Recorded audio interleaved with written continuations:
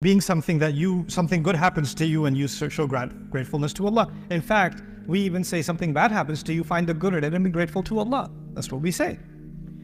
Allah then says to both, to Dawood and his family now, Sulaiman, the next generation, he says to them, "I'malu ala Dawood shukra." He says, family of David, family of Dawood, do shukr. It's in the same ayah where the factory was being described. Family of Dawood, do shukr. Allah is not telling them to sit there and say Alhamdulillah. That's already understood. He's not telling them to say shukr. He's telling them to do shukr. So what in the world is doing shukr? I mean, when we think of do shukr, we say Alhamdulillah. We say something. But Allah is telling him to do something. Not say something, to do something. And then he ends by saying, وَقَلِيلٌ مِّنْ عِبَادِي الشَّكُورِ. And how few of my slaves tend to be well and grateful, like deeply grateful. Shakur is mubalagha, so extremely grateful or truly grateful. How few turn out that way. In other words, gratitude to Allah is more than lip service. Gratitude to Allah is more than a reaction.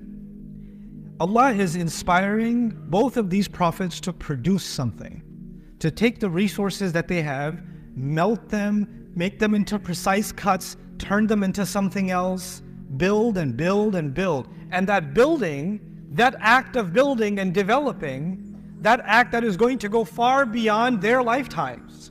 Because once a factory is built, the factory owner can die, the factory will keep going. Once the car manufacturer has designed the engine, once the engine has been designed, it will be enhancements to it, but the engine's already there, the car industry will go on. The inventor will not remain, but the invention will remain. That's the history of the world. There's a reason we have the wheel. The guy who figured it out is not here, but we're all using it. Allah is telling both of these prophets, whatever resources are at your disposal, when you make full use of them, when you make full use of them, and they know everything they're building, everything they're amassing, they're doing it for a greater service. They're not doing it for themselves. Then this is actually shukr. That's actually, you're doing shukr. So we have this passive concept of shukr, which is, hey, let's just say one of you in this community owns a small restaurant. I'll give you a restaurant. I'm in the restaurant mood, so I'll give you a restaurant example. This is a small restaurant you own, right? And you're like, it brings enough money, it pays the bill, Alhamdulillah. Somebody comes to you and says, hey, I think you can improve the quality of this place. I think you can expand it. I think you can brand it better. I think you can branch out. I think you can open up multiple chains. You can become a friend. This can become 50 restaurants in 5 years. That can happen. You have the quality. You can, no, I just want to be grateful for what I have. Alhamdulillah, Allah has given enough. No, don't bother me with these things. I don't want dunya. But imagine for a moment if there are 50 restaurants, and then one day there are 500 restaurants, and there are 5,000 restaurants. Just imagine. Just use your imagination a little bit. Think big. One day when it's 5,000 or 50,000 restaurants, isn't that competing with McDonald's? Isn't that funding going to help influence foreign policy?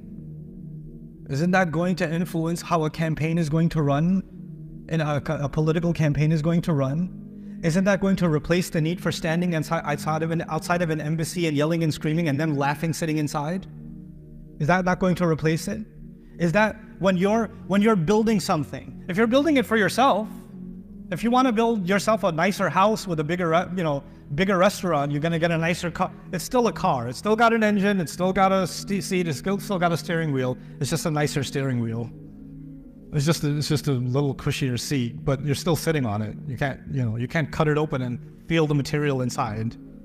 It's still the same. But if you have a vision to build something big and expand it. Now imagine, just for that, take that one example for a moment of the restaurants. If a Muslim owned 5,000 restaurants, how much more sadaqah are they able to give? How much more zakat are they giving? How many more people have halal jobs because of them? How many more people are now being influenced by an ethical business that is not involved in bribery? It's not involved in buying off politicians. It's not involved in usurping the infrastructure of a community. I was watching a recent exposing documentary on dollar generals in this country. Wherever they go, they destroy local businesses. There are actually food shortages in the United States where there's a Dollar General because the local mom and pop shop that's trying to sell some vegetables can't survive anymore. So now people have to drive 15, 20 miles to buy basic fruits and vegetables because a Dollar General exists. And now people are being malnourished in this country because of big business. Because of big business. Now imagine if Muslims understood that we are, just the Muslims in the United States, even for starters, we're in a country that is built on entrepreneurship. The entire thing is built on entrepreneurship. There's old money and there's new money, we all know that. And if we understood that this resource and this opportunity that Allah has given us, we have to put it to work to show shukr to Allah, we would be part of an economic engine. We would be part of we would be a machinery by ourselves that is difficult to mess with. It's difficult to mess with.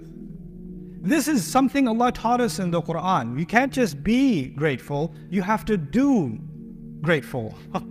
I'malu shukran. You have to do grateful.